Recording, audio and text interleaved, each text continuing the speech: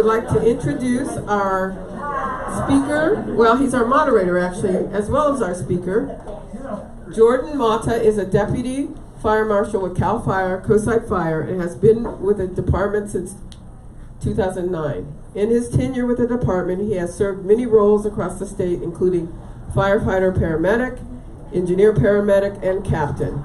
Jordan has responded to the state's largest and most devastating fires, including the Central LNU complex in 2017, the Creek Fire in Fresno County, and the Dixie Fire in 2021. For the last several years, he has been a certified public information officer and has been deployed with CAL FIRE's incident management teams. So please give a warm welcome to Jordan Motta. I'll let him take it from here. Thanks, everybody. First of all, thanks to Half Moon Bay Brewing for having us, inviting us to be part of your Brews and Views conversation tonight. It's very much appreciated to have such a good audience and such a beautiful location, so thank you all for being here as well. Tonight's focus of conversation is going to be primarily living in the Wildland Urban Interface, which is where a lot of us live. If you're in the Montera, El Granada, Half Moon Bay, or in the unincorporated parts of San Mateo County, you might not know that's what we call the Wildland Urban Interface. So tonight's topics that we're going to talk about are going to be a review of the 2022 fire year. We did have fires that occurred in other parts of the state in Wildland Urban Interface. We have guests from the Master Gardeners who are going to speak to Defensible Space and fire-resistant landscaping. I'll be talking to you with some home hardening tips that CAL FIRE provides for making your home defendable from an approaching wildland fire. So the first three kind of prepare us before the fire comes. Then we're going to talk about what happens when you see a fire, reporting a fire, the response to the fire, and kind of things that happen as that's going on. So we'll be talking to our friends from PSC, Public Safety Communications are here. They'll speak to their operation and what happens when you call 911. We have a representative from the County Emergency Management, David Cosgrave is here. Raise your hand, Dave. And then I'll come back and we'll talk about CAL FIRE's response to wildland fires. After we kind of go through the learning phase, I'll ask you to kind of keep your questions till the end, and we'll have an hour discussion between all of us. You can ask any of us a question and we'll discuss any of the topics. All right, who's ready to go to school? So this is a recap of fire year 2022. A fire year we refer to anytime that there's the first major fire over 1,000 acres to the time that the last fire that's over 1,000 acres is contained. So heading into 2022, we started out with a wet October and December. This is some technical stuff. It's not all going to be like this. There's less words, I promise. After wet October and December, we started to see some drying in the first part of 2021. In fact, it was historic, if you remember, the first part of 2022. We didn't see any rain January to April, pretty much. We saw some showers in April, and that was about it. So the outlook was from NorthOps, what we call the Northern California Geographic Coordination Center, was that they had confidence in a moderate to high for an early start to the significant large fire season. In 2022, there were 23 fires in the state that were greater than 1,000 acres. Our first major incident in 2022 was the airport fire in Inyo County. There's a common thread on a lot of these fires you'll see, and that's wind. Wind is the ultimate varying factor in a lot of fires. Weather is something we can't control. We can control the fuel around our homes, but the weather, we're not in control of. That fire started February 16th, 2022, and the last incident to be contained was the Six Rivers Complex, which began in August and was declared contained on November 3rd. So that means our fire year for 2022 started in February and ran all the way through November. Now the good news is I can tell you that no fires that started in 2022 are still burning today. So we met our mission. So we're going to highlight a couple of the fires that a lot of the guys in the room that you see wearing the CAL FIRE uniform might have responded to. And there's, 8,000 CAL FIRE firefighters across the state who responded to these fires. So the Oak Fire started in Mariposa County on July 22nd. It burned over 19,000 acres and destroyed 182 structures. There were 6,000 people evacuated. So if you guys are familiar with Mariposa on the way to Yosemite, this was just south of Mariposa, between Mariposa and Oakhurst, in a kind of sparsely populated Wildland Urban Interface area. This fire burned very fast. Temperatures were over 105 degrees the day that the fire started, with low relative humidities. The fire burned 2,000 acres in the first 4 hours. The fire started at about 3 in the afternoon. That photo was taken around 8 p.m. of the fire. We saw low fuel moistures. That was attributed to that rain that we didn't have. Steep terrain and limited access into the area. Very tight roads, narrow roads, people trying to get out, us trying to get in, limited our access to that fire. The McKinney fire in Siskiyou County started July 29th.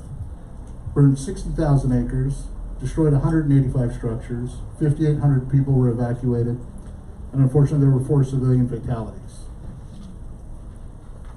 With this fire, some of the challenges we faced were red flag conditions due to high temps and low relative humidity.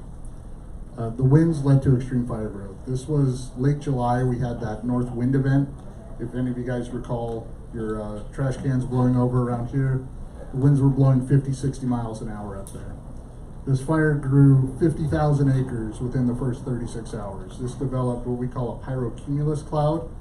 That's basically a thunder cloud made out of smoke.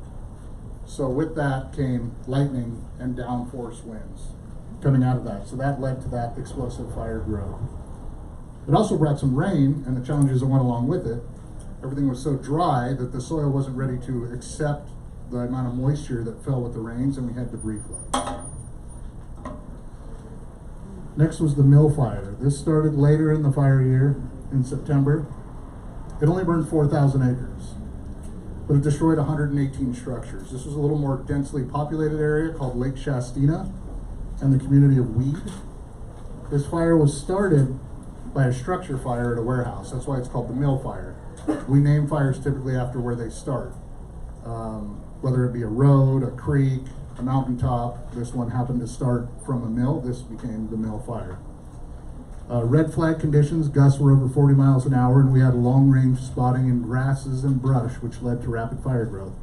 Later tonight, there's going to be a slide that shows ember cast, and what that means is that's what caused this fire to spread, was ember cast. When stuff burns, it releases little pieces of fire, little sparks that are carried by the wind and land in a receptive fuel bed. That could be under your porch, that could be your gutter, that could be leaves that have collected on your roof, or a big grassy field like we see out here, and that caused this fire to spread rapidly. Finally, the mosquito fire in Placer County started September 6th, so around the same time as that Mele fire. So similar conditions. It burned 76,788 acres with 78 structures destroyed. Cody, were you on this one? Yes. At one point, 6,000 plus residences in Placer County and El Dorado County were threatened as the fire burned in the confluence of the central and south fork of the American River. There was a significant drawdown of resources available. That's because this was one of the times last year where we had multiple large fires going in the state. We didn't have that a lot last year, but unfortunately this was one of those times. Limited access to the initial fire area, so on the first dispatch, access was limited because there was a previous rock slide which happened, which closed the road to the area where the fire started. Thunderstorms in the Sierras created erratic winds which caused the fire to grow rapidly, and the fire crossed the river into El Dorado County, further dividing the resources assigned. So when you were there, was there 2 base camps set up? There's 4. 4 base camps set up. Yeah. So trying to manage that many fire personnel was a challenge to us, but we met the challenge, and like I said, no fires burning last year are still burning today. It was like unified with the feds. Yep. So let's look at 2021 versus 2022. You guys remember 2021, the skies were orange, everything was smoked out. It was apocalyptic seeming. Last year, it was pretty clear. So let's look at it. 2021.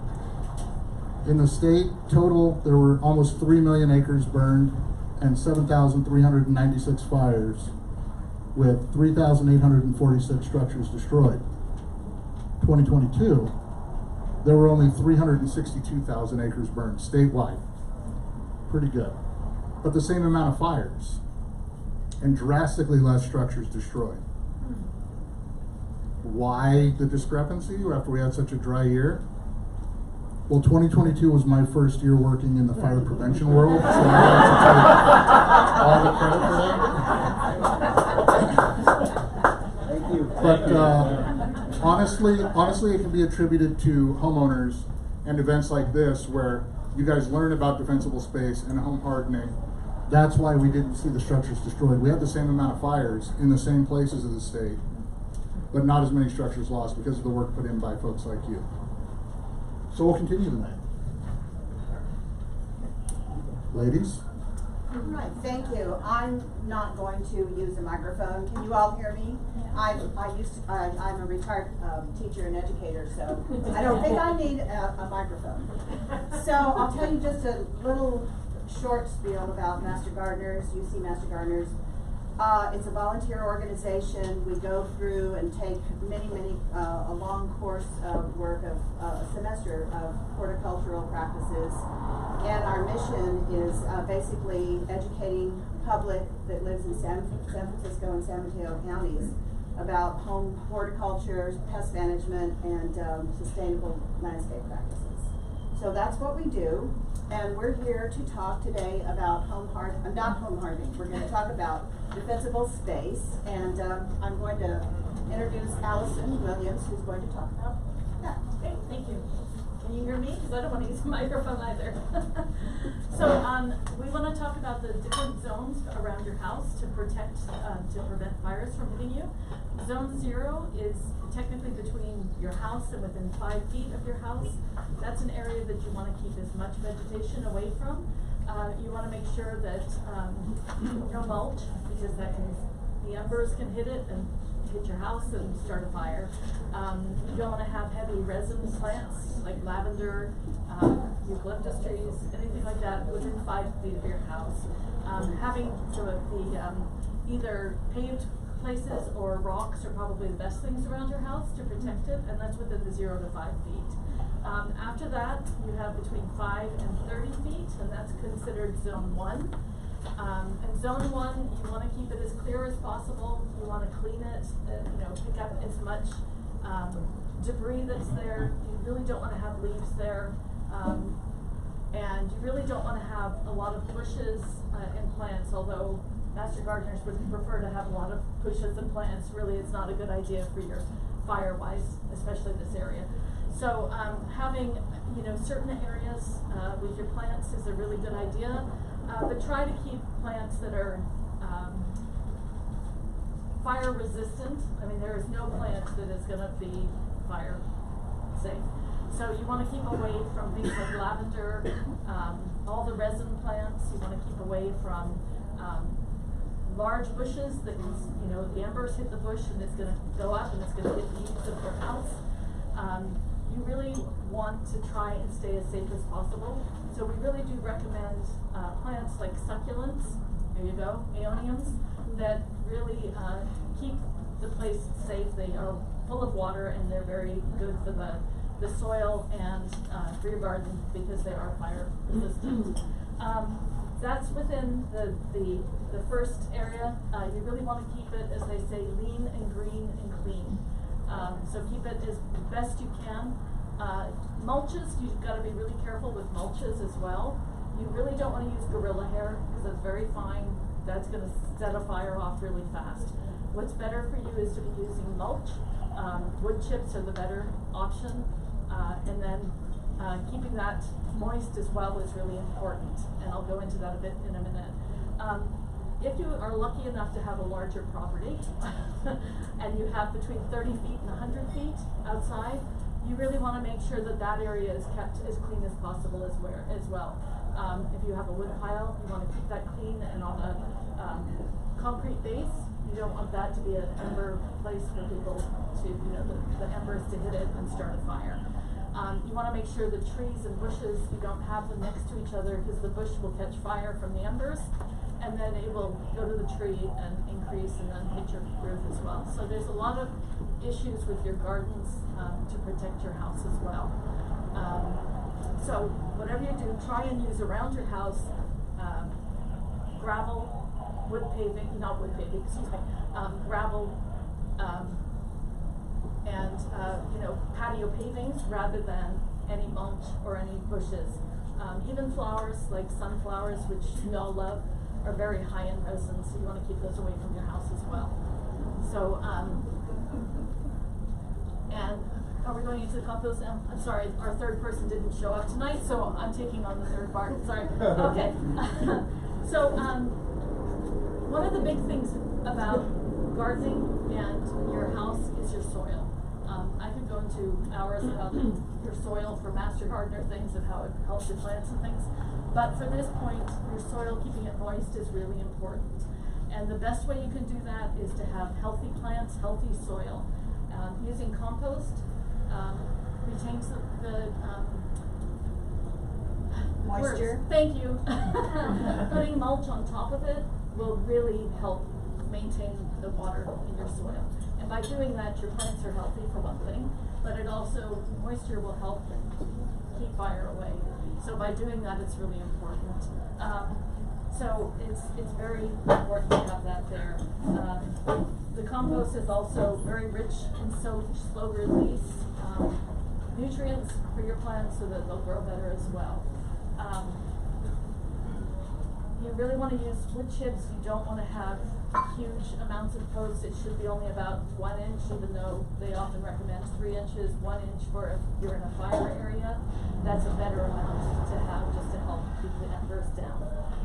As I said, it really helps to maintain the moisture in your soil, which is probably one of the best things to do for your fire-wise here.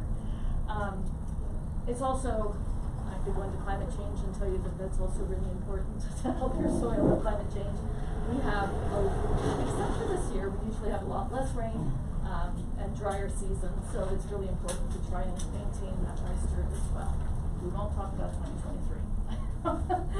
So it's really important to take care of your soil, keep the mulch, keep your house safe, keep the things away from the gutters, but I'm sure that's what you guys are going to get into as well. We will. So, I know you will. Okay, thank you. And, oh yes, I think this is you going into the plant. Okay, so just make sure that you know that there are no fireproof plants at all. There are fire-resistant plants, and I think all of you all have a handout on your tables. Not everybody in the back, I think, got one. But if you sat in the front, you would have gotten one. So just know that many of these fire-resistant plants, they store water in their stems and leaves. I know that when I first came here, I wiped out our whole garden and I made a fire-resistant garden. Actually, I was doing drought tolerant, so I just happened to have a succulent garden now. And then as I learned a little bit more, I did a lot of companion plants that kind of go with succulents, but that don't have the oils in them and all of that. So, produce very little dead or fine material. I know that I used to have some bushes, like right now, I don't know if you know what caprosma is. It's that beautiful red. It has red and they come in green, but they have so many, so much dried stuff at the end of the season, and you have to prune it constantly. So actually I still have that because it's so beautiful, but I'm actually thinking that I'm going to just have to yank that out of the ground, which kills me, but I'm going to do it. All right. Are these California natives as well? Some of them are California natives, and we'll talk about the natives as well, because they're very recommended. Okay, so plants that maintain high moisture content, like we keep saying, it's the succulents and many of these other plants that are on your list. They're low growing in form, which Allie's already said, because if you have low growing, if they're high growing, the embers will come up under your house or in the eaves. So it's very, very important. They can, low levels of volatile oils. So unfortunately, we have many eucalyptus full of oil. And I know there's a lot of controversy about eucalyptus, and I'm not even going to go into that. I live in El Granada. Stephanie lives in Clipper Ridge. So we know about the different, do we or don't we?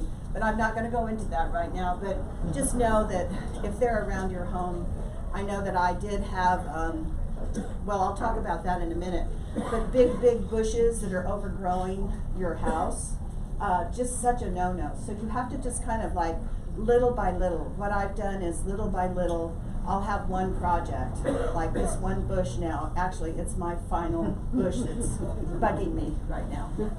Okay, so having an open and loose branching habit with a low volume of total vegetation. So you do need to like trim your plants often. And, you know, I usually do it at the end of the blooming season. Okay, so you have this wonderful handout of fire-resistant plant examples. There's a couple more up here, and we also have some on the table over there. And I'm not going to go over every plant, but yes, you are going to have lots and lots of native plants in this example. As a matter of fact, I think most of them are. They're native to California. They've been here a long time. They grow well. Most of them are drought tolerant. So I could just go on and on. They don't need a lot of water, although we do keep the ground, like she said, moist around your home, especially. Okay, little summary. Okay, so the summary, you really want to keep the 0 to 5 feet around your house with no vegetation if you can, and keep it very well trimmed. The 5 to 30 feet, you want to keep that very clean and green, and you want to make sure that you don't have bushes that are right underneath the tree and just giving a ladder to that tree to start a fire as well. You want to make sure that your mulch is not gorilla hair and is good wood chips. Those work the best. You want to keep your soil moist with compost as well, and use the plants that Cynthia's just been talking about. You want succulents and certainly no resin plants like sunflowers or lavender next to your house as well. And UC Master Gardeners, I have that on your single page handout. The 2 little slides. We have a website. If anybody's interested in a presentation, I know we've done several with the San Mateo County Fire Department. And now I guess we're working with CAL FIRE on where we live, and that's a good thing. So, fire-wise, I'll do this one little last thing, protecting your neighborhood. So, this is how my neighbors, they were actually big ligustrum bushes. I don't know if you know, but they can grow up to 20 feet high, and they're bushes, they're not trees. So, it was, I was paying quite a bit of money to have mine have all of those branches cut that were growing over my home. It was just driving me crazy. You know how you do around your home. So anyway, actually they moved, but before they moved, I asked him if I could remove the trees before he sold the house, and he said yes. And so I paid my gardener a lot of money also to remove his trees. But it was great. Now I'm calm. I like to be calm. Okay, so this is also in the back, which maybe it doesn't concern me as much, but it does. It is great to, talk to your neighbors. Also, I don't know if any of you all have neighbors who might not be taking care of their yard like they could. And I know there was an incident in our neighborhood where this lady wasn't able to take care, didn't have the funds to take care. So the neighbors can get together and go offer some assistance to, clean up the yard, prune the trees, do whatever they need to do.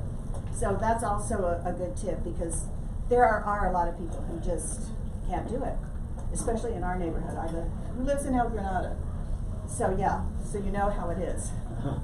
All right, so thank you all. That's our Master Gardener bit, and we'll be answering questions at the end. We have 2 little dioramas in the back over there of the good house and the bad house, which you might want to see.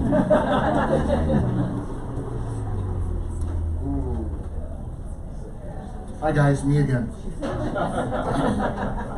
So we're going to go back to school real quick. Kind of dovetailing off of Defensible Space is Home Hardening. Their peanut butter on chocolate, good on their own, better together. Okay?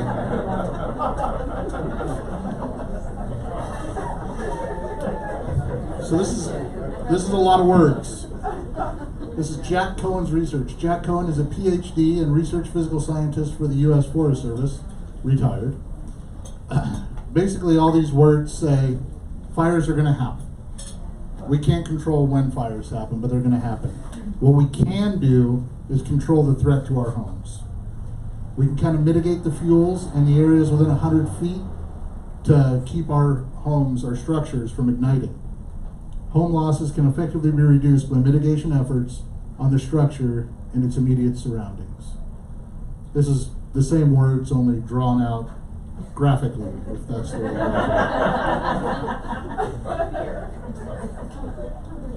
All right, so we're going to learn about fire behavior here. The fire triangle. Has anybody heard of the fire triangle before? Do I have any fire science majors in the room?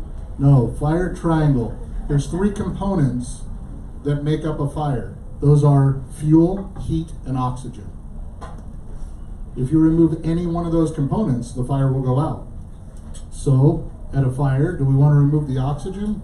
No, people couldn't breathe, that'd be bad. Heat, we can remove the heat. We can squirt some water on it. Or we can remove the fuel. Can we take the grass that's not burning away from the grass that's burning? Yeah, we can cut a line and make the fire go out. Then we also have the fire behavior triangle. This is the wildland fire behavior triangle. We look at topography, weather, and fuel.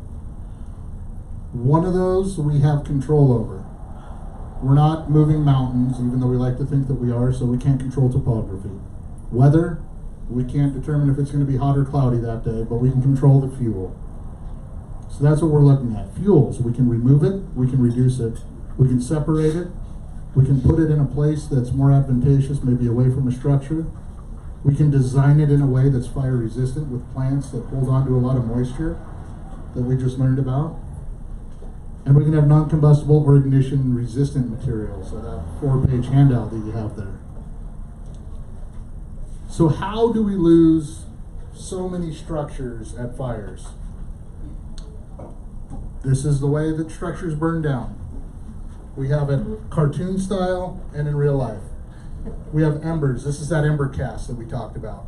A tree, a bush, your wood pile catches on fire. Those embers are carried and land in places like your vents or your gutters or under your decks. That's going to cause the fire to spread. Direct flame contact. No brainer. And radiant heat, something we don't think about. This fire is very hot. Fire burns 1,000, 2,000 degrees sometimes, depending on the fuel that it's burning. That radiant heat then hits your combustible siding, your lightweight draperies, your single pane windows, kind of don't stop the radiant heat at all. Your sofa burns, your carpet burns, now your house is burning from the inside out. Typically, when we see fires that burn down structures in a wildland urban environment, they burn from the top down, and that's from ember cast, probably 90% of the time. We will see direct flame contact. It happens, especially in cases where you have vegetation very close to your house. So we saw this drawing, or one very similar to it, in the last presentation, but these are some of the codes and laws that pertain to you as a homeowner, as a citizen of California. Public Resource Code 4291. That is the Defensible Space Code. That grants CAL FIRE the authority to come to your house and tell you, hey, you got to trim these weeds, you got to clear your deck, you got to add screens to your chimney. All that can be found in Public Resource Code 4291. California Code of Regulations, Title 14, Section 1299.03, State Responsibility Area. Okay. That tells us the areas where we can do that. And Government Code 51182 is local responsibility area, having a very high fire severity zone. You guys might have seen, if you're plugged into some of the chat groups and email groups, that there's a new map that came out that delineates where the very high fire severity zone area is. Well, that's only in that Title 14 area. The new map with LRA is soon to come, probably before the end of summer. So you can see in your local responsibility area, if you don't live in the SRA, if you are classified as very high fire severity. There's a map that's out, but it's a couple years old. So that defensible space, that 0 to 5 feet, is zone what? Zero. My man. Paying attention. That's why he sat in the front. So there's been a lot of focus the last 12 to 24 months on that zone 0. A lot of research has gone in from underwriters' laboratories to insurance companies to us, the Forest Service. Have really started to look at this zone 0 because that's your structure and what touches your structure. That's kind of what a lot of these homes that we're losing are in because of zone 0 hazards. So some recommendations we make for hardening your structure in the zone 0 area: remove accumulated leaves and needles, those from your roof, from your gutters, from your porches and patios. Yes, I said patios, concrete patios with accumulated debris. That accumulated debris will catch an ember, like that small pile of accumulated leaves and needles that can spread to your house. Ask that you obviously remove woody vegetation, remove combustible planters, remove limbs that overhang buildings, remove combustible outdoor furniture, wooden gates, fences, arbors. Relocate your garbage and recycling containers. How many have it right out the garage door? Think about maybe moving it up the driveway a couple of feet. At the Central LNU fire I went to Coffee Park, we saw chimneys and melted garbage cans all over the whole neighborhood. That was about it. That's all that survived. The garbage cans do burn. You don't think about it, but they do. Propane tanks, stored wood, and remove combustibles around decks. So we'll look at some of these areas. Roofs. What do you guys think? Is that a fire-resistant roof? No. From what you know? That's a combustible roof. Those were outlawed in the state of California in the very high fire severity zone area unless it's on Chapter 7A of the building code. For those of you code officials in here, you can find materials that are appropriate to build in the very high fire severity zone area.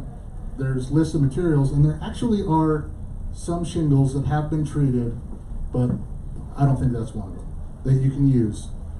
So yes, you were all right. Not a good roof. So this is an asphalt composite roof. These are actual fires from actual photos from actual fires that have occurred in the state of California. The asphalt comp roof had stacked material, needles that did burn, but the roof itself didn't burn. This roof here, you see how it's kind of alligator looking? That's from radiant heat. Had it been a wood shingle roof like we saw in the first photo, my guess is it probably would have burned. Your gutters. How many have screens on their gutters? No? How many have cleaned their gutters in the last 6 months? Good. The rest of you, it's probably time. The rainy season's gone away. Time to clean the gutters.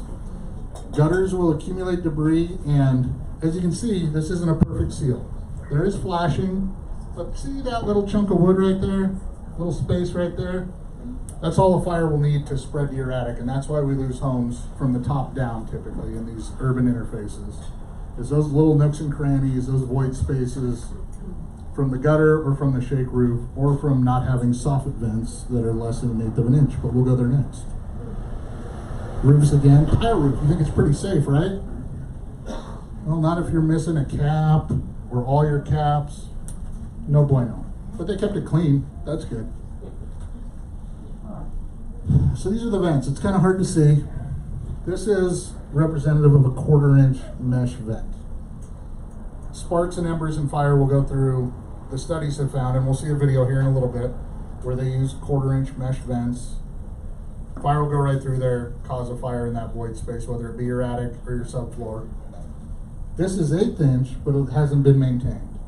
All these things add up to hazards. You think you're doing the right thing, but maintain it, because that's another place where fire will get in. Who's got these? Anybody? Stucco houses, newer houses? These are good vents. Windows, so dual pane windows. Something you don't think about for fires. You think for energy efficiency, keeping your house cool in the summer, right? Well, same thing in a fire. This outer pane is going to take a lot of the heat when the fire front is coming, a lot of the radiant heat, and protect the inner layers, whether it be double or triple pane. From this will take the stress. These broke after the fact, but these will crack but not fail, typically. So double pane windows. something we recommend for home hardening. Decks. Decks burn, whether they're composite, whether they're wood, decks will burn, especially if there's material stored underneath them. Something you can do, we recommend, create a small gap between the deck and the house. Don't have them directly touching. That small gap can save you from when your deck is burning. It might save your house. There's a fire-resistant board that you'll use to attach the rest of the deck boards to the house, or a metal encased board, same thing, where it connects to your house, to protect your house from burning when your deck burns. There's some ember cast that you can see if you had debris on your deck, it would have ignited, or combustible furniture, etc. What do you think? Deck on the left. Who's got one that looks like that? Be honest. I got one honest guy in the room. Recommended. It's a good place to store your wood. It's close to the fireplace. It keeps it dry. Not so good in a fire environment like a Wildland Urban Interface or a very high fire severity zone. Those are traps for embers. Happens all the time. Flames get in there. If, as a fire captain, you see that under a deck as the fire's approaching, does the neighbor have a wood pile under their deck? We don't got time to pull all that out. So just think about it. We're going to be more focused on what we can accomplish rather than the unaccomplishable, is removing a cord of wood before the fire gets there. Siding. Hardy backer board, stucco, better options than T111 or shingle siding, obviously. Vinyl siding melts. Looks good, comes out of the Sears catalog, melts. That's on the left, T111 wood siding on the right. Fences. So this is one of those things that's kind of come up over the last couple of years. These research studies, and the cool video that we'll see very shortly, I promise. That same study, a lot of people had wood fences going all the way up to their house with their gate, you know, to go to the backyard. If you replace that simple one little thing, these things all add up to hardening your home, scoring more points in the win column than the lose column for you as a homeowner, as far as preventing your home from burning down. This burned all the way up to this house. Had this been a metal fence, no fire all the way up to the house. That 0 to 5 feet, had he hardscaped, had a metal fence, wouldn't have had any damage to the house. It's the little things, like I said. It's that little pile of needles that collects on the roof. It's the missing soffit vents. It's the crumpled up 1/8" vent. It's the little nooks and crannies. It's the little debris. It's hard to see here. All that's all burned material. Doesn't look like much, but that's the door leading into your kitchen or your living room. A little close for me, for fire. There's a picture of that fence. It's all it takes. It's just a little piece of metal fence. You can buy those at Home Depot pretty cheap. So you're thinking, yeah, this is all great and all, but that seems pretty expensive to do all these improvements to my house. Well, there was a study done. Mind you, it did happen in Montana. Their cost of living is significantly less than ours, but it's all relative. A pound of nails will cost $7 here, $4 there, but it's all relative, right? Everything's going to be the same. It was cheaper to build a wildfire-resistant home from the ground up as opposed to your typical home. You can see the costs. There's a little more spent, $36,000 versus $48,000. $48,000, they probably used shingles, I'm guessing. Cedar shingles are probably popular out there. They saved some money. They did some stucco or some hardy board. They spent a little more on their deck to make it fire resistant. Near home landscaping cost was a little more, but all in all, it was $2,000 cheaper. So here's that promised video. It's sped up a little bit, but it's the span of a minute. What they're doing here, this is from the American Insurance Association, or something, I don't know. This was their test. This test has been repeated multiple times across the country. They're launching sparks and have giant fans pointed at this house that they built. This side of the house is everything we talked about, everything hardened. Dual pane windows, clean gutters, soffit vents, non-combustible siding. Look at that zone 0, that's hardscape. Look at the vegetation, more than 5 feet away from the house. Under the deck is clean. Over here, not so much.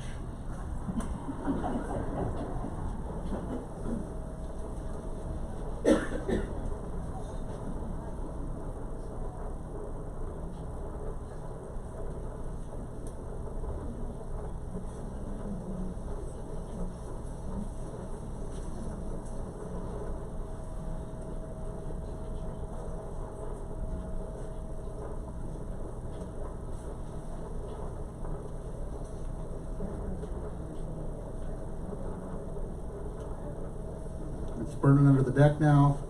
The siding's starting to take on the left. House on the right, they got some sparks on the roof. No fire. There it is. That's the picture at 39 seconds. Took that long, 39 seconds of ember cast, and that house will be burned down in a matter of minutes. Faster than we can get there. So something to think about. What'd I say? Like peanut butter and chocolate. Neither one is good without the other. Here's just a graphic representation, all the things I pointed out. Hardened home, non-hardened home. If you guys are doing any improvements on your house, take the time to think about, do I want to replace this like for like? Or should I make a fire-wise improvement? That's all I got. Ladies here from PSC will be talking. No mic. Yeah, no mic. They opt for no mic. So thank you to the fire service for inviting us to come give you some education on what 911 does in your county for you. I don't need a mic because dispatchers are known for being loud. We're known for talking a lot, and we don't have as good jokes as the fire service. So, but we're going to try. I'll hit the next button for you when you say so. Thank you. I appreciate that. You can go ahead and go to the next one. So just going to give you a few introductions here. My name is Jennifer Key. I am the Fire Operations Manager for Public Safety Communications for San Mateo County. We're contract services for the county. We dispatch all of fire and EMS and some of our law agencies. And we have Mele Afu-Long, who is our dispatching supervisor. She's also here to hold my hand. All right, just some of the things we're going to talk about. So public safety communications, we're located in Redwood City. We were actually in the basement with a jury room. So if any of you had jury duty and knew that lovely, gorgeous building that we used to live in, we have a new building now, which is on the same campus. We're a 2-story building right next to the Child Care Center, still in Redwood City. And we dispatch for, like I said, several agencies. We're going to talk about how 911 works. We're going to talk about EMD, just so you have a little bit of information on emergency medical dispatch and how we handle medical calls.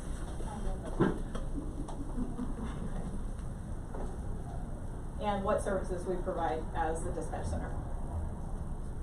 And call processing, just what happens when you dial 911. Sorry, I don't know why it's feeding it to you one line at a time. So we're going to go through, this is the big words, this is what you had before, and we're going to just kind of buzz through this work. It's just more statistics than anything. But we are multidiscipline dispatch center. It's a very unique thing. A lot of counties don't have multidiscipline where they have all three, fire, EMS, and law. But we have the luxury of having a large component, meaning all fire and EMS, and portions of law. So we do have a large center that has a lot of different things happening in the room at the same time. At any one time, I believe we have anywhere from 15 to 20 people on duty who are taking your calls, 5 dedicated to law, 4 dedicated to fire and EMS, and call takers. So just depending on the time of day your call, depends on the staffing that we have. Usually a little heavier staffing during the day. As we do take a lot of administrative calls, we are also known as 411.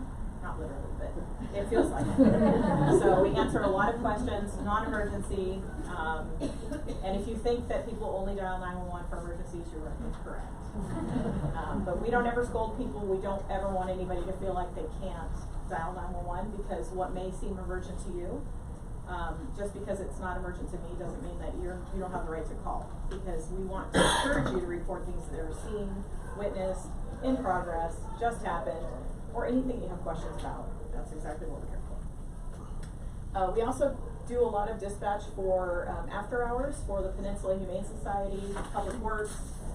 We do work with your water department here and all of the after hours calls. You know, trees go down and we need roads and Caltrans for the highways.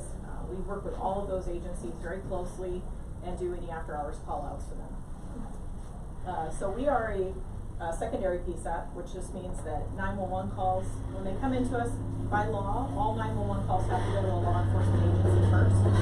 So depending on where you're calling from will depend on where that call goes. If you're on a freeway, most of those calls for wireless 911 will go through CHP. If you are close to a residential area, it'll go to the local, what we call the local PSAP, which means for here for Half Moon Bay, Montero, all the way up to Pacifica. All of those calls go to our law enforcement agency for the Sheriff's Department. So we will get them first. If we will automatically ask, do you need police, fire, or medical? If you state that you need fire or medical, we just transfer you to the other side of the room, unless the person who happened to answer is already certified as fire EMS.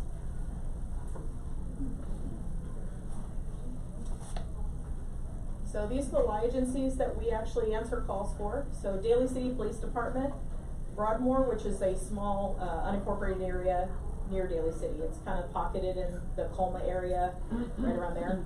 East Palo Alto Police Department, and the Sheriff's Office, which has bureaus in Millbrae, San Carlos, Half Moon Bay, contracts with Woodside and Portola Valley, as well as all of the unincorporated areas in San Mateo County. So the Sheriff's Office has a very broad area that they cover. For those of you that live locally, you'll know we have a pretty long response time going down south when we have to get all the way to Pescadero or Ana Nuevo or any of those areas that are really close to the county line. We have to spread the Sheriff's Office pretty thin in order to get everybody down there. So response times are a little bit more extended when you get into the not so urban areas. But for the most part, they are secondhand people. They're there to help us with everything we need. And we're very grateful for the agencies that we work with.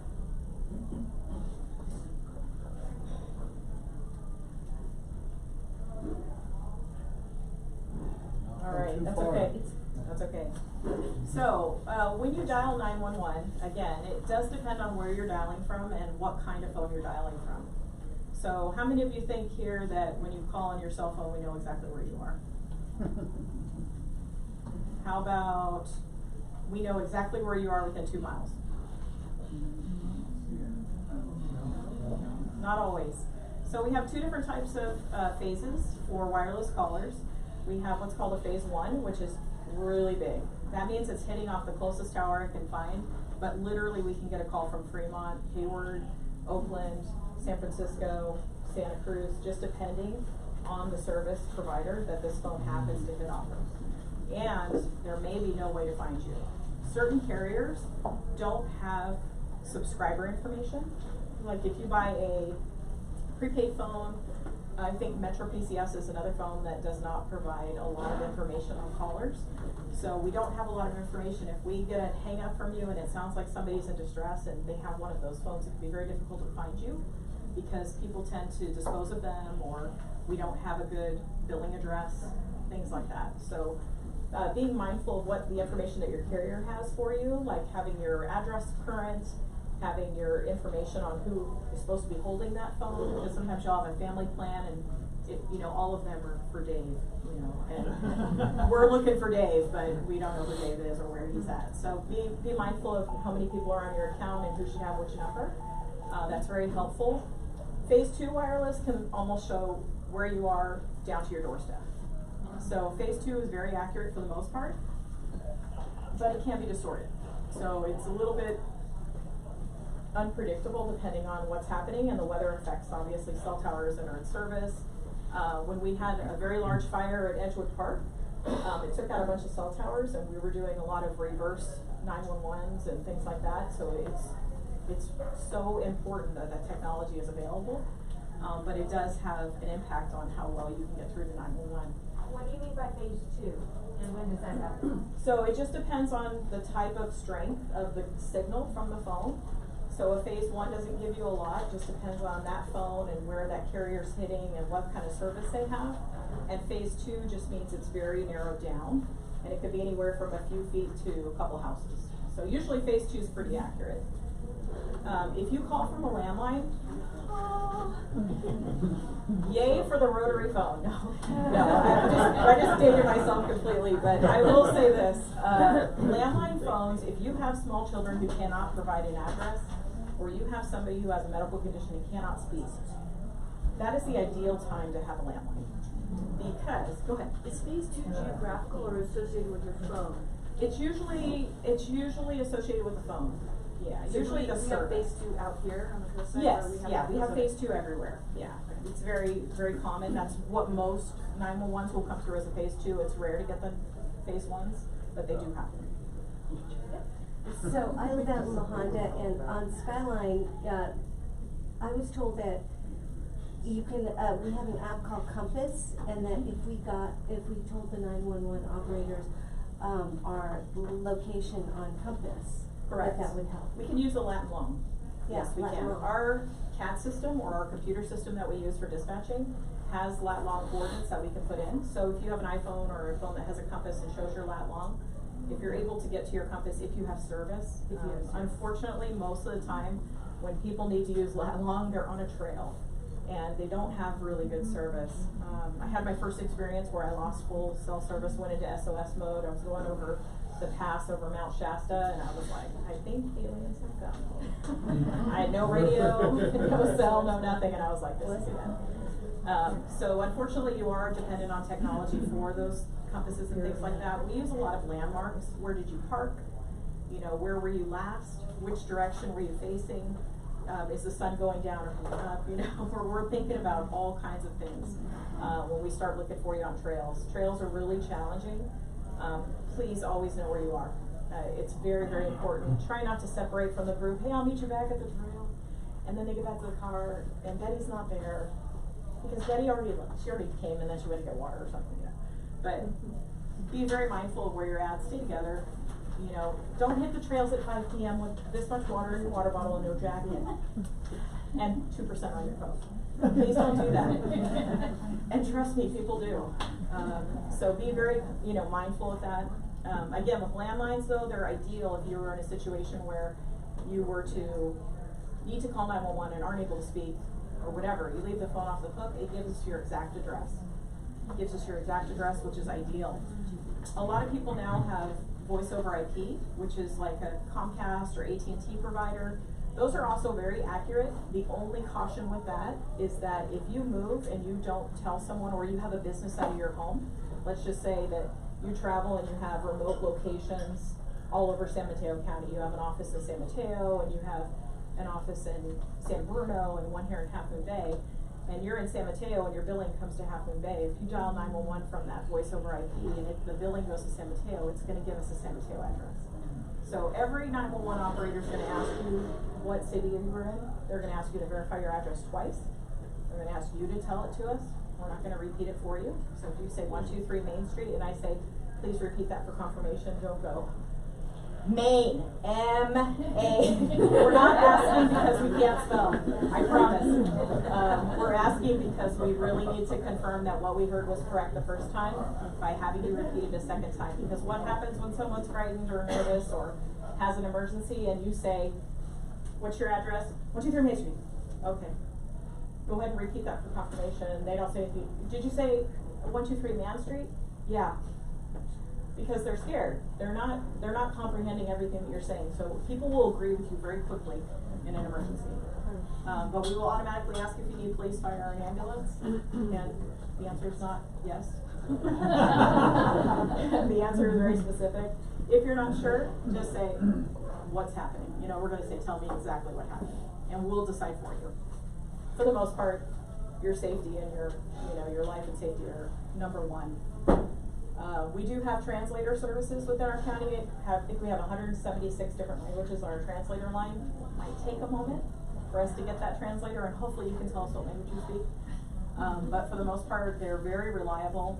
They stay on the phone with us. Sometimes we'll leave them on the line until fire's on scene and allow fire or medics to talk to the translator and their patient if there's a really strong barrier. The other thing is we become somewhat pros at deciphering what people are saying in other languages. We listen for the keywords, fire, ow, boom, you know? Yes, sir. So from taking the call and getting the pertinent information to dispatch, say to a vegetation fire, do you guys have a standard? How long is it, and what do you go through for the dispatch process? We do. So usually answer time, so we have a two minimum maximum. Anybody in the room has to answer that phone by the second ring. So that's for us. If you get CHP, they don't have, well, they have the same rules, but you're not gonna hear that. You're gonna wait. Every dispatch center in the entire United States is short-staffed. It's a very difficult role. It's a very hard position to be in, and just like any other workforce, it's challenging to keep people in a role that you have to be mentally capable. I've been with the county for 18 years, so I've been dispatching fire and EMS for that long. I still love it. I miss the radios quite a bit being a manager now, but that's why I have Mele here, because I get to listen to her calls and tell her everything she did right. Yeah, but for the most part, it's we usually have that call answered less than 30 seconds. About a 30-second answer time, 90 seconds to dispatch. So that means from the time we get your address to the time phones go off, 90 seconds is our max. I mean, I put a structure fire in, not bragging. I put a structure fire in, I had the call entered, and I think it was 14 seconds. Wow. So, there's very key questions that we ask. Structure fires are kind of easy because all you have to have are flames, and they have to be inside. So once we have that, we're like, you're going.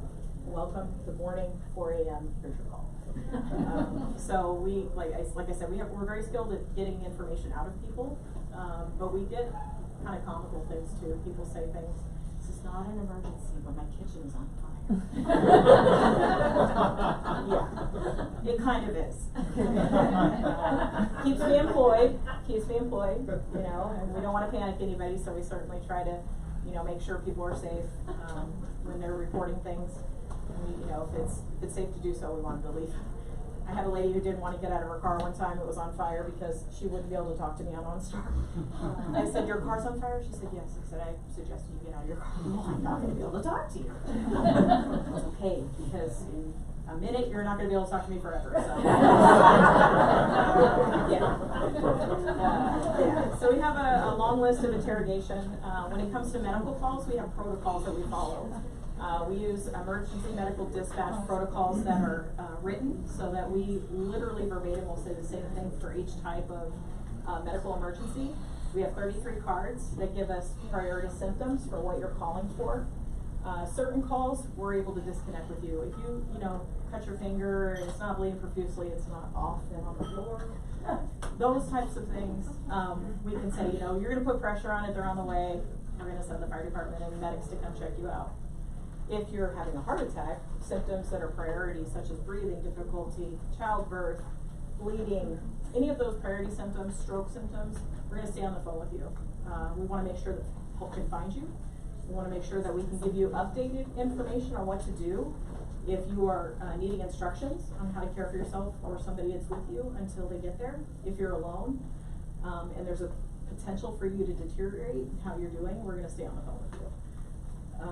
And hopefully you don't know how busy it is in the center, because sometimes, you know, our hair's on fire in there, not literally, but figuratively, it's super busy in the comm center, and one of the things we don't ever want you to do is feel like you're getting less service because we're busy. But you might notice that we're like, we talk fast sometimes. It's okay to say, can you slow down for us? Yes, we can slow down. I apologize. Let's see. I think that's about it as far as the basics. But 90 seconds to dispatch, and they're usually, we have fire departments are everywhere. Medics are a little bit more spread out.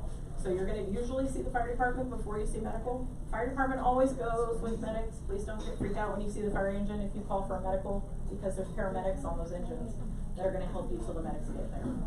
So some people still don't realize that they go together. You know, if you say I need you know, an ambulance, and you see the fire department first, please don't yell. It's supposed to be that way.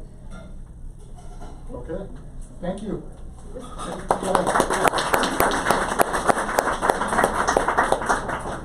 Given problems with cell phone coverage during PSP, the power outages, the fires, what have you. A lot of the communities south of here, people will call Station 57 and coming directly. Right? They'll call the CAL FIRE station themselves. How does that tie back into? So we don't have any direct ties to Do they like get on the radio 7-digit and phones say- that go Yep, into the station. That's exactly what we do. Yeah, but if somebody's on duty or you have a volunteer station and somebody's there, they will automatically radio into us or get that information to us. Our radios are fortunately, for the most part, 98% reliable to get those communications across if you can't. All of the station phones that are attached to the wall are like a landline. They'll give us the exact station location and tell us that we have somebody you can talk to a dispatcher direct. It goes right into the 911 system. All of our 7-digit lines are all 24 hours for the most part, so you'll be able to reach somebody.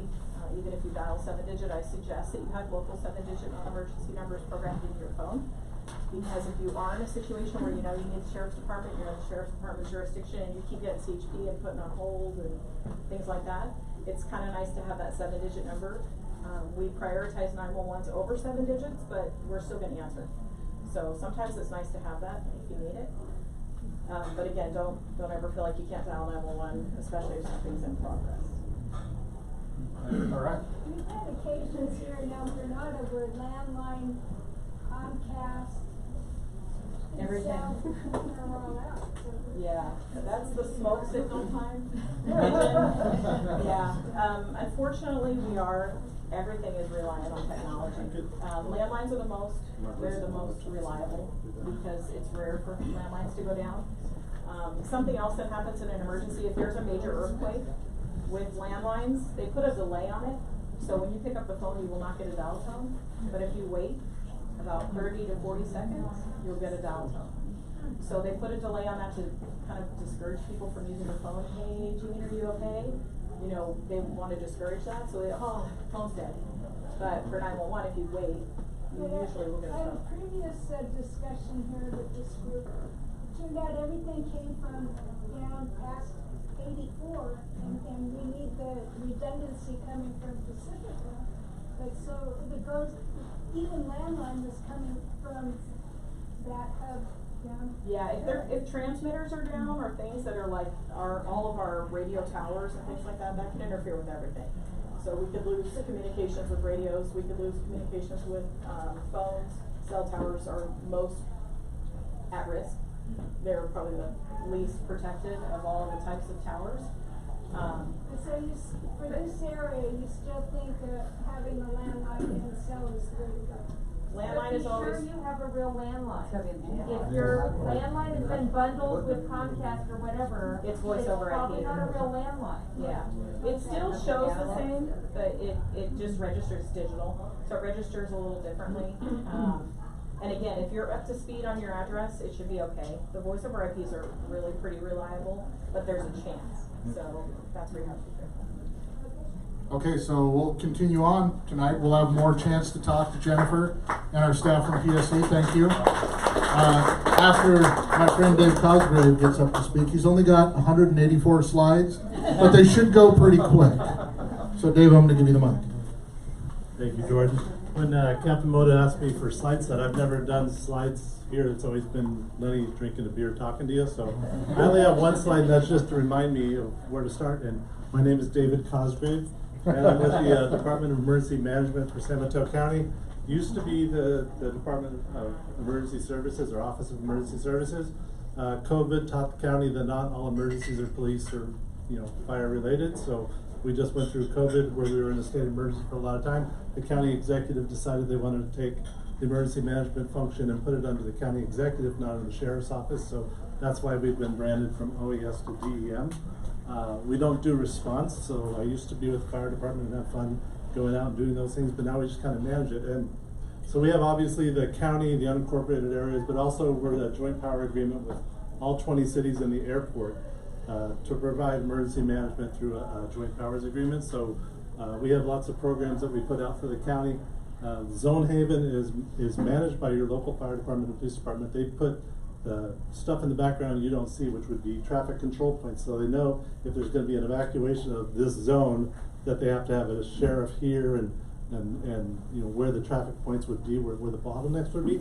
So we want you to go to Know Your Zone at myzonehaven, or myzone.zonehaven.com, and know where that zone is. It's been out since the CZU fires. We used it in the Edgewood fires. It's not easy to go to an emergency because you don't want to go to a website. It's not a push notification, so it's something you would want to know in advance and look at that. And what they do is they just put the different zones into, this is a mandatory evacuation, this is, or the warning zone. And then when we repopulate it, we might even split the zones, saying you can go back from this spot to that spot. But we're trying not to split zones during the evacuation because we just want to get everybody out in a hurry and not have people go to the internet and say, I'm not at this side of the line or that side of the line. So that's what we recommend, is to go to your zone. Everyone loves and hates SMC alert. So we do maintain that system, the portal for it. I'm on lots of threads. I commute over the hills, so I'm on the 92 thread and all those kinds of things, and the Highway 1 thread.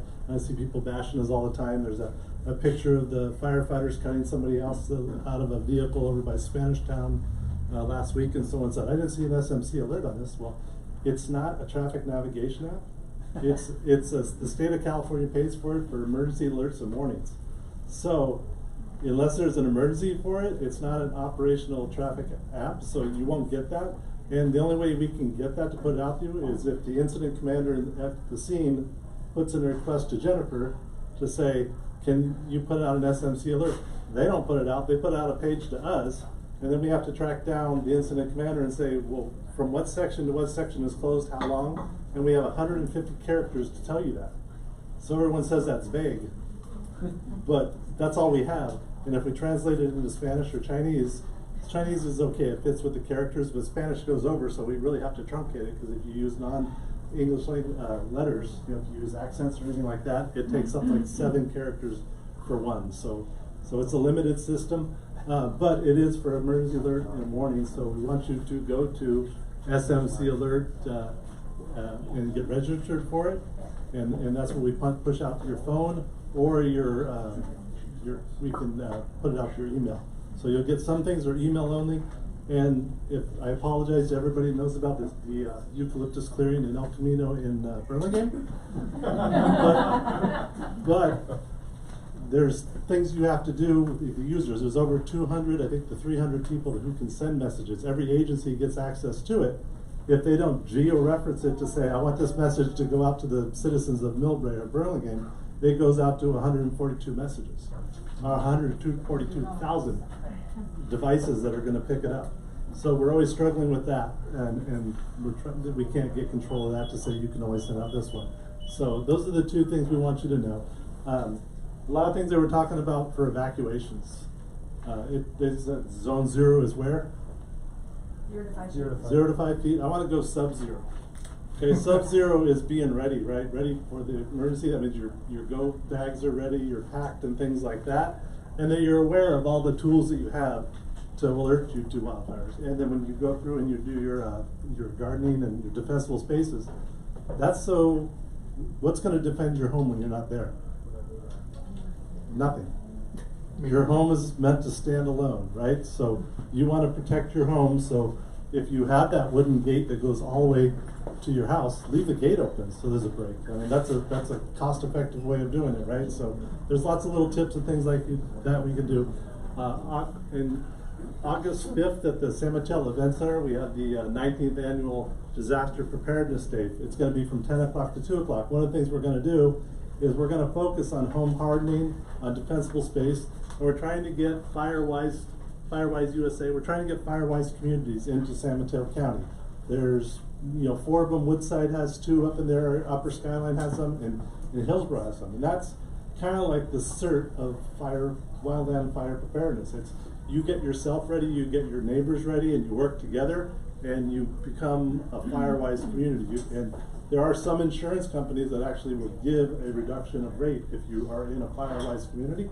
So we're trying to promote that and get more communities to work together, because obviously, you're going to have a better input in your neighborhood than the government coming from the top down. So we're trying to meet in the middle and have everyone do all these things we're talking about. you can all feel good about or scared about what you heard here tonight, but if you want to feel better and you want to do something, you have to actually go and take a step to do something. So we encourage you to, just take steps to learn, get ready, and those type of things. And that's pretty much all I have about this. Perfect. What you going with tonight? When we have a large scale wildland fire in the county, what's your department's role in the operation and for the citizenry? You kind of take a dual role there, right? Yeah, so there is an option. Some of the sheriffs are good about putting out their own alerts, so they can do it from the field, but it's easier for us to do from a desk than it is from a phone or tablet. So we'll do that. We will call for mutual aid for different things. We have communication devices we can bring out, and we support all the different organizations out there. And then also after the disasters, we're dealing with the storm recovery, the flood recoveries, all those type of things. We have to be the ones who initiate the process to get FEMA out there and do the individual assistance and things like that. So, and I will say, Jennifer said always call. I went up there during the wind event. It was after the big rain event, but that wind event that came through in the middle of the day, and I don't know how many calls you had in that day.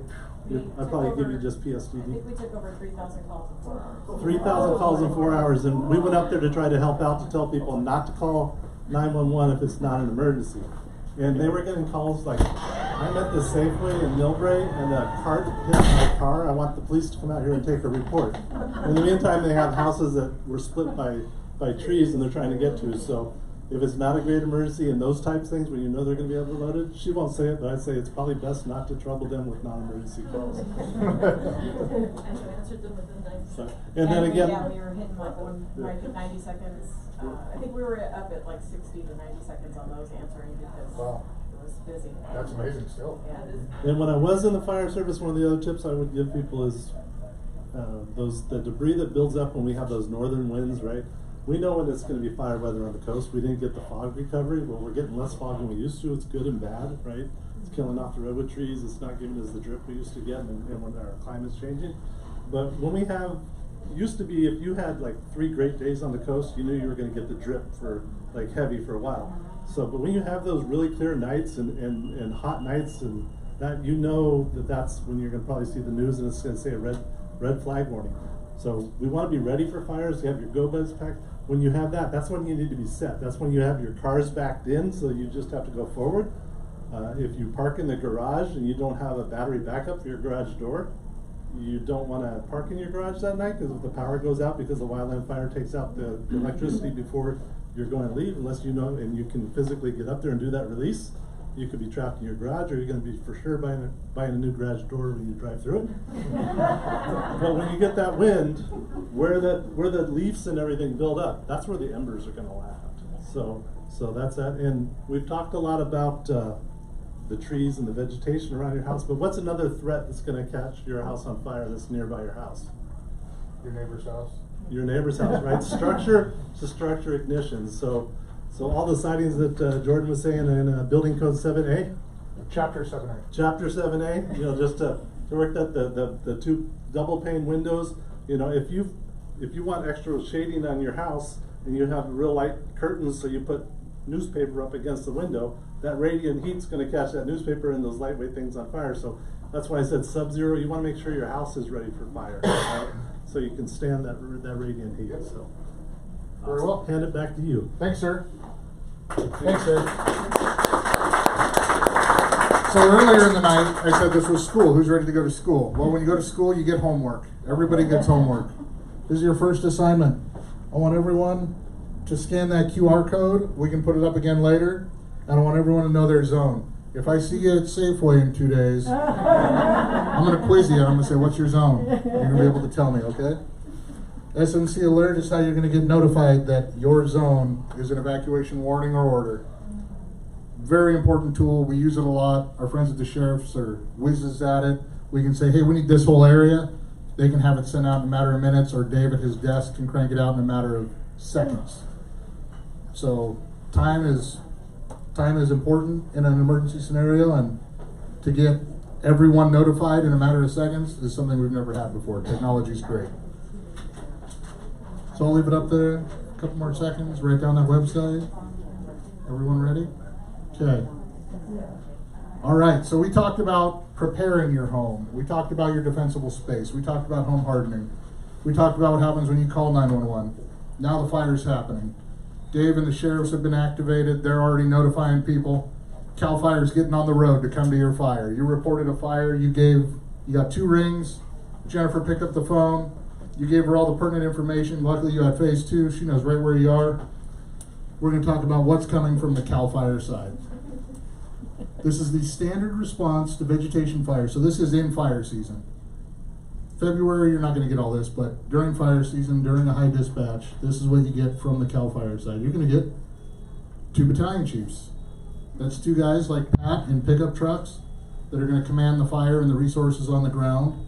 Tell them, hey, let's do this, come up with a plan. They're the incident commanders of the fire.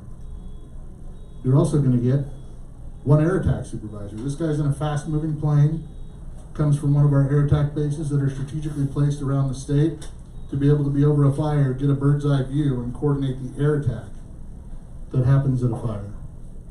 Oftentimes, they'll be the first ones at scene in a very remote area. So they'll be giving the first size up. They'll know exactly what the fire is doing and give the information to those 2 battalion chiefs or those responding engine companies. You'll also get 2 air tankers, standard. Woo, there they are, dropping their retardant. So there's kind of a misnomer about retardant. Retardant doesn't put the fire out. Retardant does exactly what the name says. It slows the fire's progress. They'll lay that red material, that liquid material, in front of the fire's progress so that firefighters, when they get on scene, can coordinate a ground attack in a fire that's behaving a little nicer for us. It's not as extreme fire behavior. It slows the fire's progress. It retards the fire. You'll also get 2 helicopters, like CAL FIRE's brand new S-70I Firehawks that were purchased starting last year. You're going to see these on fires in the state this year. They're all over the state. Also, standard on a dispatch. 1, 2, 3, 4, 5, 6. It's supposed to get 7 engines. Where's that last one? There it is. They were coming from far away. So these are type 3 fire engines. These are staffed with 3 to 4 personnel depending on the day and the location. And these are firefighters who are trained to fight wildland fires. They're also an all-risk organization. If you go to Santa Cruz County any time of year and call 911 and a fire engine shows up, likely it'll be a CAL FIRE type 3 fire engine. These are trained professionals who focus on wildland but can do structure, they can do vehicle accidents, they can do rope rescue. They're kind of a jack of all trades, masters of nearly all of those trades. You'll also get 2 bulldozers trundling in from across the county. This particular bulldozer is out of the Felton station. We have one just like it at the Belmont station. Bulldozer's primary goal is what's the one thing we can affect? Remember we talked about weather, topography, and fuel? The fuel. They're going to physically remove the fuel from the burning fire, make it so it can't advance into unburned fuel. These guys will do the same work, if not more work, than a bulldozer on steeper terrain. These are hand crews. These are CAL FIRE hand crews that are anywhere from 12 to 20 personnel. Typically 17 is the standard with a captain. And they do the same work as a bulldozer, only with hand tools. They have shovels, McLeods, rakes. They have a whole host of tools in that crew transport vehicle, and they will do the same work as a bulldozer. They'll even go on steeper terrain that a bulldozer can't go up or down. That's what you get on a standard response from CAL FIRE. We also have access to resources statewide and across the country through master mutual aid agreements. So you see these large-scale fires that happen, and you'll see firefighters, or will see, maybe you won't, firefighters from Texas, New Jersey, Arizona, New Mexico, Montana. They come from all over to help us. Unfortunately, I'd like to see it be a 2-way street, but there are no agreements to have us leave the state, so we're confined to California and 10 miles outside of it. That's about it. But rest assured, we have access to all the help we need in California to fight any fire that occurs. Here comes that fun part of the night. Why we're here. You have your brews. We've shared our views. Let's discuss. Go ahead in the back. When we hopefully won't ever have this again, but when we have multiple major fires in California and it's a strain on the air resources and the fire trucks and everything else, will we ever have air resources stationed here at our airport? At our airport, typically not, we won't. If there's a large scale fire close by and the skies are clear, they might move a helitack base here. You might see several helicopters lined up at the airport. Typically not air tankers, we don't have the requirements there to fill the retardant and things like that. Helicopters typically drop water or move personnel so they can be stationed closer to the fire. So you might see helicopters, but fixed wing air tankers likely not. Go ahead. So where is the nearest tanker base? The nearest tanker base, we have one at Sonoma and one at Hollister. So they're designed to have aircraft over the fire anywhere in the state of California within 20 minutes. So they're stationed all over the state. There's several air tanker bases that have 2 tankers at least stationed at each. Go ahead. So my neighbors and I all have a mutual bad neighbor. Uh-huh. We don't know what to do about it. It's Caltrans. Oh boy. The Caltrans easement, the old Double Slide easement, is Uh-huh. a eucalyptus jungle Okay. that borders my property. It's on the windward side of my property with towering eucalyptus. Okay. What do we do? Watch this. My email address is right here. That's the fire marshal's office email for the Coastside. Take that down, send us an email, and we'll deal with any direct things like that. All right. We'd be happy to help you out. Okay, great. This right here is your second homework assignment, everyone. I'm going to save that for when you're leaving. I'm not going to tell you what it is until the very, very end. Can I just add something about the Go ahead. aircraft? One of the newer challenges that we're running into is bystanders putting drones in the air when we have aircraft around, and that will actually down the aircraft. It will actually suspend all firefighting efforts in the air. So if you are a drone operator, please, watch the rules and try to be mindful of that. That also goes for life flight. We've had to ground life flight due to drones in the area. So just be mindful of that if you happen to be a recreational drone user. That's a very good point, thank you. And we are adapting that. We are kind to our drone operators. As the fire progresses, like the CZU fire went on several days, several weeks. As the fire progressed, if you want to fly your drone, feel free to contact CAL FIRE. We'll put you in contact with the air operations people as the fire progresses, and we can allow it in the air traffic pattern to allow your drone to fly. But it's going to be supervised and it's going to be on our terms, not whenever you feel like it. Go ahead in the back. Question, I think I read somewhere that if the winds are over 30 miles an hour, like Diablo winds, that there will not be air support because of... So it's not a guaranteed. We're gonna fly that first plane out. That air attack supervisor is typically gonna be the first one over the fire. He can look and see the conditions. He'll typically drop a tanker to see what the winds are doing. If no one else is there to give him a report of winds on the ground, it could be 30 miles an hour at the tanker base. It might only be 15 at the fire. So there isn't really a threshold for having the planes take off. It's a matter of if they're going to be effective. Right, but I'm asking about if you're on 30 mile an hour wind here, right. would we have support? It's going to be on the direct visualization on if the drops are effective. Because if they drop and the wind's blowing too hard at the side of the fire, I can't say that there's a certain number, because every fire happens in a different place, behind a different hill. It's going to be what that drop looks like and if it's effective. You saw the picture of the retardant dropping.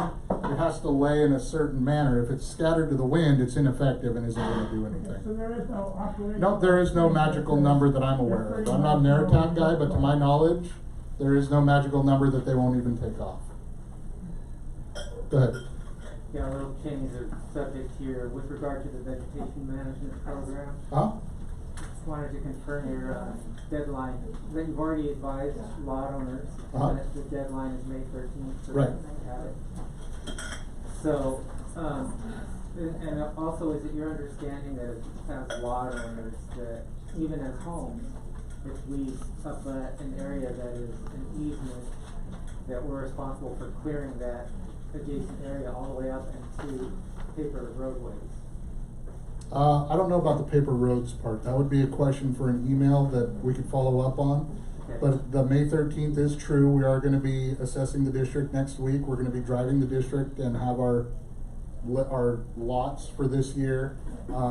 What you're talking about is actually our weed abatement. We have vegetation abatement, which happens earlier in the year, and this is weed abatement, and with the deadline of being May 13th. So if you guys got a notice in the mail to be compliant by May 13th, we mean it. We're going to be driving around the district. taking note of who's complied and who hasn't. If you haven't, it's gonna move on to our board. Our board will then vote likely to have your property serviced by a contractor. Before the contractor comes, we're gonna verify again to make sure that no improvements were made. A contractor will then come clear the weeds on your property, and you will be assessed on your property taxes. Well. Go ahead. In case of an earthquake, Uh-huh. are you the agency that responds, or? Yes, ma'am. When you call 911 and the PSC picks up on the second ring or before, and there's an emergency related to an earthquake, or we'll likely feel the earthquake, we have standard protocols in place that if we feel the earthquake, we move the apparatus out of the station, we do a tour of the district looking at our target hazards and assessing where the areas of greatest damage are and what our needs are. We report that to our battalion chief, and he coordinates our efforts to respond to. Do you live on the coastside? I live in Sacramento. Oh. I unfortunately can't afford to live on the coastside. I love the coastside. I love coming to work on the coastside. I mean, we're pretty much aware that it's probably gonna happen, right? Yes. So. Yep. And so we have protocols in place, rest assured. If the phone lines aren't working, like I said, we're not just gonna sit at the station and twiddle our thumbs. We have protocols in place to automatically respond and assess for damage and enlist help where we can. Go ahead. Ma'am. Question about home hardening. Uh-huh. And this is related to insurance. Yes. Car insurance. So certain insurers in this area have declined insurance or sent on renewal letters or asked for modifications. And one in particular we were asked for was boxing the eaves. So how would that help? Because it seems to me like by the time the embers have reached the eaves, your home is burning down anyway. So if they were boxing, would it really make a huge? So remember the slide that had 6 pictures? All the little pieces add up. That's one of the pieces that adds another point into your column as your house being more hardened, more defendable to fire. So that's just one of the things. They're trying to add more points. So the video I showed was from one of the insurance institutes. They burned that house down and they used that data to come up with box the eaves, use this type of siding. It's happened all across the country where they've done those studies and they find similar results. That's just, unfortunately, your insurance company is focused, that's what they want you to do. So it's a recommendation. I definitely say it's a good idea. Boxed eaves are definitely one in the win column as opposed to open eaves. So it's valid. Go ahead, sir. Yeah, who's watching the Alert CA and the Alert Wildfire Camera Network? So I don't know if you guys watch them at PSC, but we have access, we can actually control them and move them at our CAL FIRE command centers, our nearest command centers down in Felton. They do watch them, they have screens up and they can move them. If someone reports a fire in an area, they'll move. You can be on the website as a user and be like, why is the camera moving? And go, oh, because there's a fire. That means that somebody at CAL FIRE is operating that camera and can see the fire. We operate them, Forest Service can operate them, PG&E can operate them. I don't know if you guys have the ability to yet. Not yet. Likely will be though. So there's like a pool of people that can operate them and monitor them, yes. And a lot of them have high-tech automatic fire detectors. So you don't even have to have somebody watching them. They'll go, there's a fire, and the camera will move itself over there and send an alert to the dispatch centers that, hey, we think there's a fire. They'll verify it and dispatch appropriate resources. Amazing system. It is a very amazing system. Upgraded a lot in the last 2 years. And just today we got an update that the San Bruno mountain camera is online. Oh, wow. And it's got about a 270-degree view of the Golden Gate all the way around past the coastside here. We don't look out at the Pacific because fires don't happen. Go ahead. I don't know if you heard, but in the news, some e-bikes caught fire in an apartment. In Yes. San Francisco. Oh, okay. Do you think that's a one-off, or is that kind of like going to be a thing? I think it's so now you're asking, what do I think? Yeah. What does Jordan Fire Marshal think? I think it's a thing. It's happened all across the nation. It's not unique to San Francisco. It's happened in New York. They track them a lot. If you follow the fire department of New York social media, every time they get one, they put it on there. Another e-bike fire, another e-bike fire, another e-bike fire. Really? I have 2 e-bikes at home, but I charge them out in the garage. Because I see all this and I go, I'm not charging them inside the house, that's a bad idea. And when they're charged, I unplug them. Now, it's the same thing with any lithium battery has a potential for what's called thermal runaway. You've seen on the news, Tesla on fire. Firefighters can't put it out. Well, because once those batteries start to burn in what's called thermal runaway, they're little individual cells. It's a whole bunch of little AA lithium ion batteries put together, and when they start burning, it's called thermal runaway, and we can't contain it. And it's going to take thousands and thousands and thousands of gallons of water. The guys on the engine, you just saw them drive by, that only has like 600 gallons on it. So we're going to have to hook into a hydrant or wait for all the fuel. Remember the triangle, fuel, heat, oxygen. Wait for all the fuel to go away. We'll stand by and make sure it doesn't spread, but once all the fuel is removed from the fire, it'll go out. But e-bikes are, I think it's a thing, but it's all down to responsible use, following the manufacturer's instructions. When it's charged, you unplug it, and then it's not a thing. So that's likely what happened? Like, Yep. It's not funky manufacturing? No, I don't think it's an issue with manufacturer. I think it's some defect within, the device itself or overcharging. Go ahead, sir. For the fires that you were talking about, the major fires, is there any place to go online to see what the causes were? Yes, so a lot of the fires in California, a lot of the major fires are still undetermined. Fires that happened 30, 40, 2 years ago, a lot of them are undetermined. Why? Because they burn what causes them to start. We do kind of pride ourselves, at least our prevention bureau prides itself on being able to determine the cause of a fire. They'll eliminate possible causes. They'll say, well, there's no railroad tracks near here, there wasn't lightning for a month, there's no power lines in the air, so what could have caused this fire? And they'll focus in on the things that could have caused it, the possible causes. There's a website that you can go to, fire.ca.gov, and you can look at the fire years. Remember, we talked about fire years. And you can see all the major fires that happened, and it'll say where it was, how big it was, how long it lasted, how much it cost to fight it, and the cause. So if it's determined, they'll put what the cause was. If it was undetermined, it'll be undetermined. It'll literally say undetermined. What was the website? It's fire.ca.gov. And it's one of the tabs. I can pull it up after this and show you. I don't know which tab it's under off the top of my head. Go ahead. Are you and the fire department concerned that PG&E has released their Caroline undergrounding plan and nothing is planned in our area? Well, we've got all 4 miles they planned. That's quite a bit. But not right here. No, you're right. It's up on Skyline, I think, is where they have it planned, and some down in Santa Cruz County, if I'm not mistaken, or near the border. Yeah. What can we do?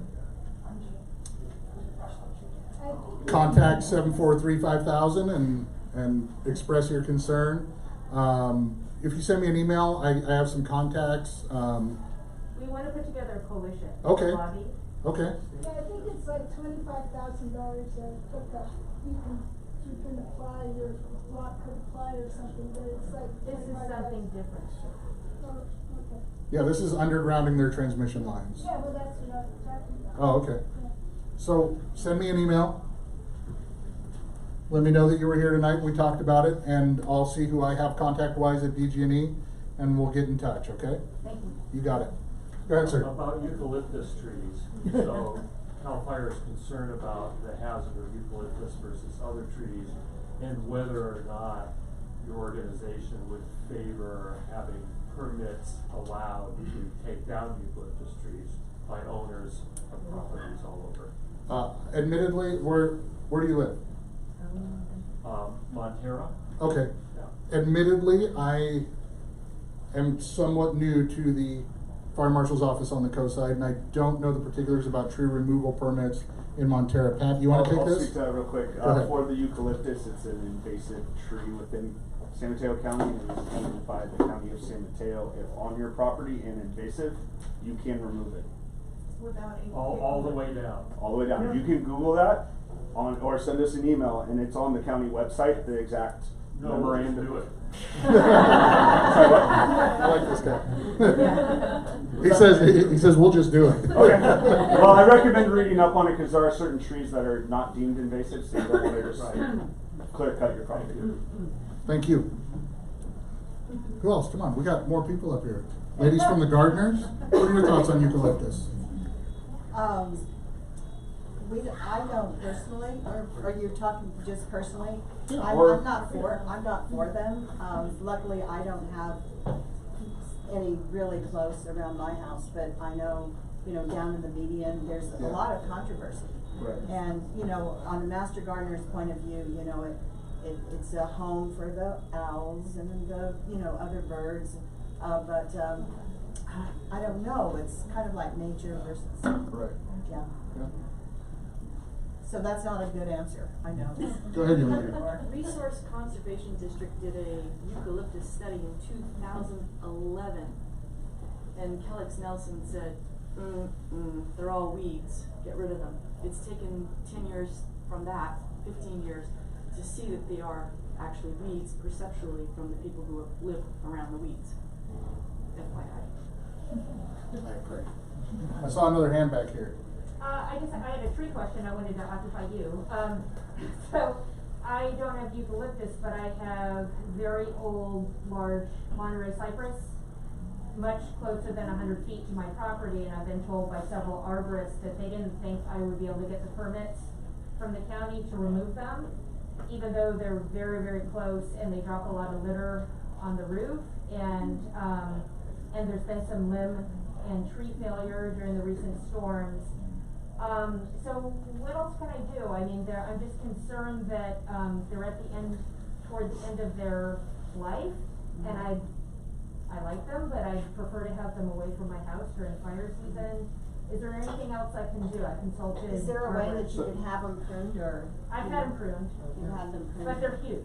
They're absolutely enormous. So in regards to the Monterey cypress, is not an invasive species, right? So with that, the county arborist, if you do a private consult with a company that comes out and checks the validity of the tree and deems it whether it's good or not, you can then approach the county arborist, and they have a whole program, again, on their county website. Now, it's been a while for me, but what I remember is if you cut down a tree on your property, normally the county asks you to plant 3 more in its place, some ratio like that. Something to consider. They are very protective over the native species trees, but you can appeal that process through the county and the county arborist. Yeah, the arborist I consulted said it was unlikely that they would. So I would recommend maybe bringing an independent arborist out to. I did. Okay. Then. But it sounds like they said it was unlikely. They didn't prove that it wasn't. They didn't, but you have to pay like $3,000 just to get their report to send it into the county, and so it's like,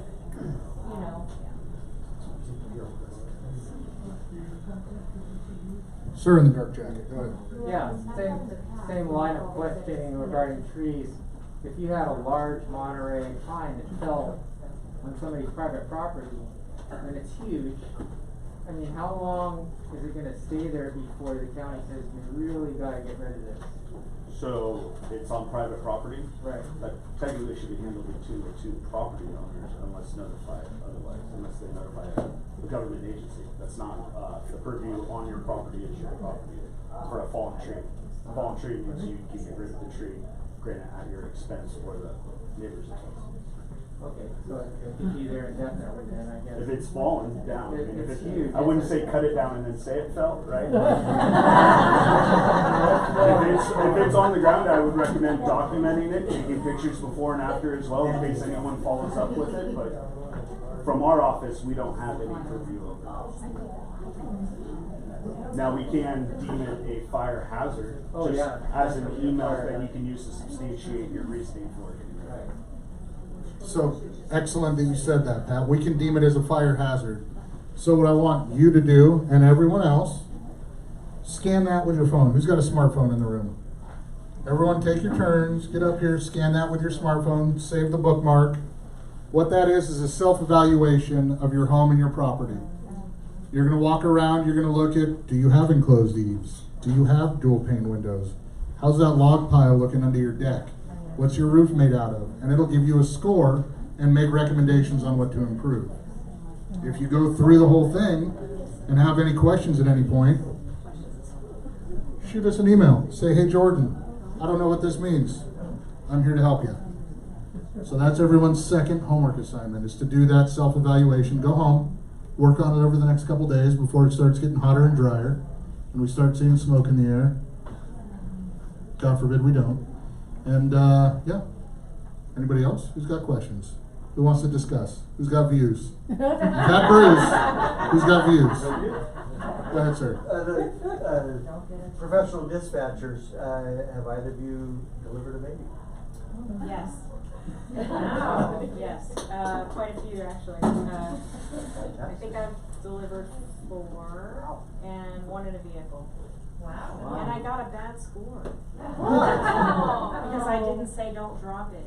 Literally, that's an instruction that we give. The baby is going to be wet, don't drop it. And I didn't say it because everything happened so quick. It was like, baby, ow, ouch. Okay, so I'm trying to, I'm just thinking about this poor guy's Dodge Charger, and the baby's fine, and I was like, I didn't say don't drop it. It's on the floor, right? But yeah, we have.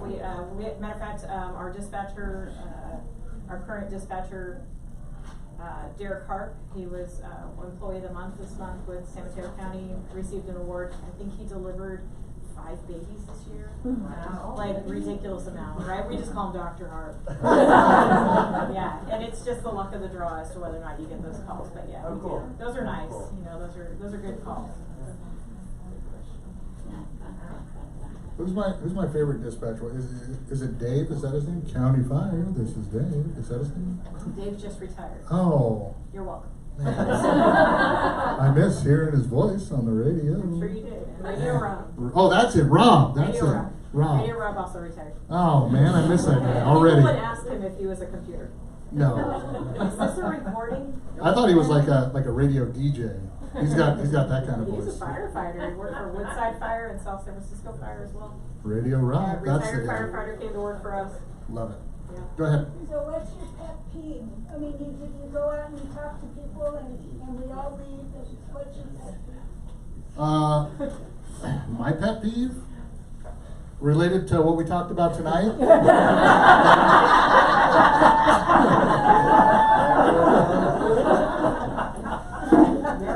Related to what we talked about tonight would be anybody who doesn't take the time to do this. This was the whole focus of tonight. Focus is down on this one link. If we get all of you, some of you, one of you to do this, and there's a large scale fire in our community, it's going to help. You saw the numbers of structures because we started really focusing on that 0 to 5 foot zone. My observations, I think that's what's really helping, is the homeowners helping us do our job by keeping that zone 0 clear.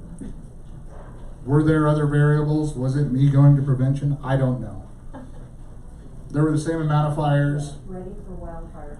Luckily, we didn't have a lot of fires that overlapped, but to have the same amount of fires with significantly less acres and significantly less homes lost, kind of goes back to that slide. Remember the doctor who evaluated, he said, there will be fires. How do we keep them from getting bigger? Well, if homes aren't involved, we can focus on fighting the fire as opposed to saving the homes. So it's what it all boils down to. That's why we're here. That's my pet peeve. Your pet peeve. Ooh. I really don't have a lot. I guess just saying, try to be patient. In an emergency, it's the hardest thing to do. And usually we'll try to talk you through it and say, explain to you what we're doing while we're doing it. But really just try to think about that person trying to help you. They're going to ask you a lot of questions, and sometimes you want to tell us everything, but we're going to stop you and get the pertinent information that we need to get you to help. So I think that would just be it. Just to listen, just take a second, take a deep breath. We'll never tell you to stay calm. Take a deep breath.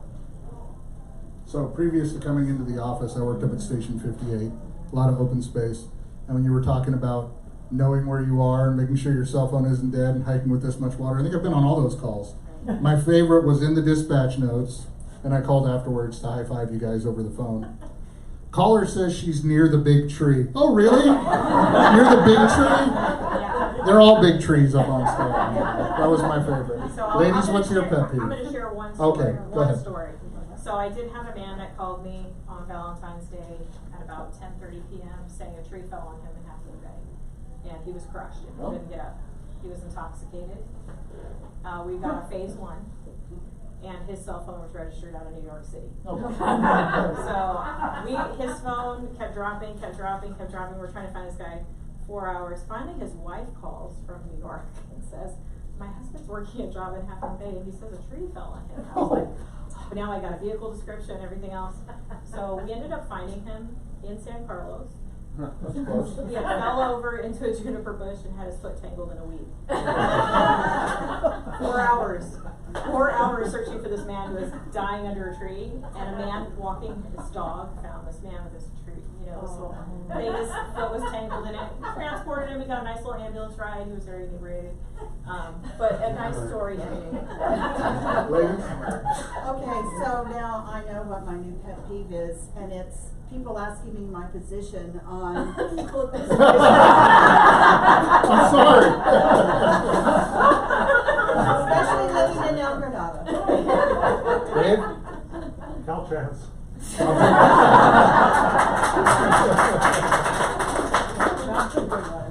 Love it. Anybody else? Anything for the good of the order? All right. First of all, thank you and your staff. Don't forget to tip our server. She was doing a great job. I saw her in and out of here. Give her a round of applause. I don't know if she can hear us. And give yourselves a round of applause. Thank you for being here and doing your homework. Thank you. Can we have another round of applause to this amazing group of people who showed up tonight? Couple of quick announcements. There is a Farm Worker Public Summit coming up on May 20th. We have flyers here. It's a very important event. If you can attend, I would encourage you to do so. Secondly, back here on June 1st, a very different topic. It's going to be about criminal justice system and how data can change the way that works. So if you're signed up for our newsletter, you'll see that coming up. And if you haven't signed up, please do. And we appreciate you coming tonight. Thank you again.